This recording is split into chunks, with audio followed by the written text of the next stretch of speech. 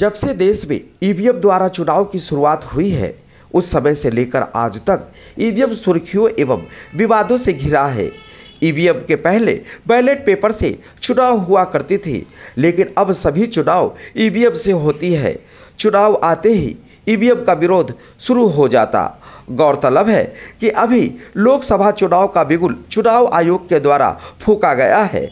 वहां राष्ट्रीय सदाबहार पार्टी के राष्ट्रीय अध्यक्ष ओम प्रकाश यादव लोकसभा में ईवीएम मशीन का विरोध करते हुए कहा कि ईवीएम का विरोध सभी राजनीतिक पार्टियों को करना चाहिए। मैं लगातार ईवीएम का विरोध कर रहा हूं और इस बार लोकसभा चुनाव में मैं कहीं से भी राष्ट्रीय सदाबहार पार्टी की ओर से कोई भी प्रत्याशी नहीं उतारूंगा।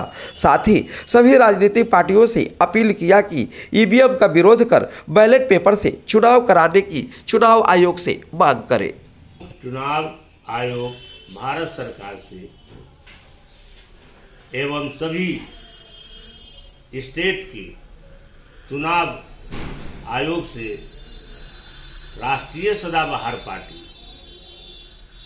चुनाव का ईवीएम रहित चुनाव का बहिष्कार करती है और तमाम देश के रजिस्टर्ड रिकॉग्नाइज्ड जो भी पार्टी है, सभी पार्टी को ईवीएम के विरोध में एक साथ खड़ा होना चाहिए और अपने अपने दल का उम्मीदवार ही नहीं खड़ा करना चाहिए, ताकि चुनाव आयोग को फैसला लेने में आसान होगा कि चुनाव आयोग अगर ईवीएम पर कराती है चुनाव, तो तमाम रजिस्टर्ड पार्टियां,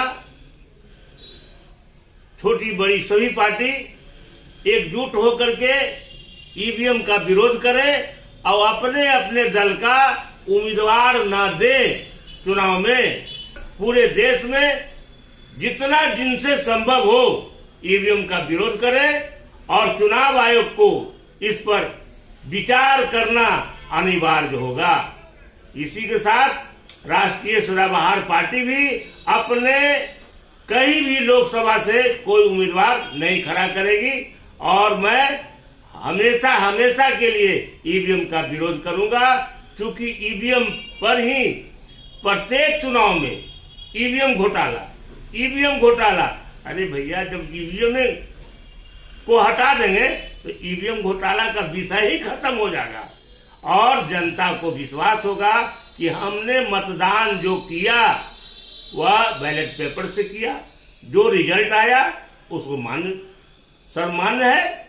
मुख्य चुनाव आयोग भारत सरकार से हमारी राष्ट्रीय सदाबहार पार्टी मांग करती है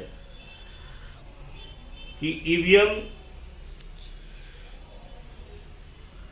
को हटा करके ईवीएम के बदले बैलेट पेपर से चुनाव कराया जाए।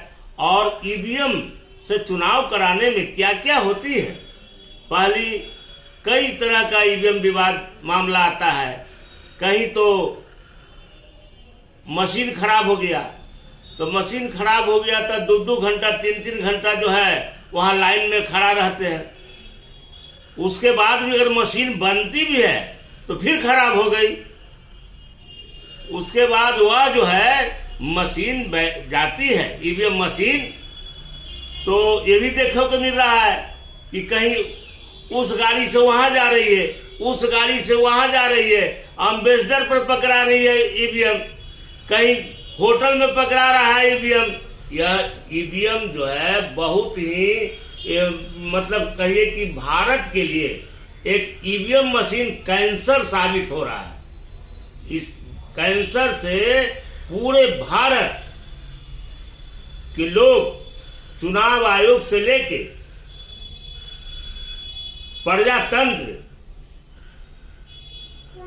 ध्वस्त हो रही है।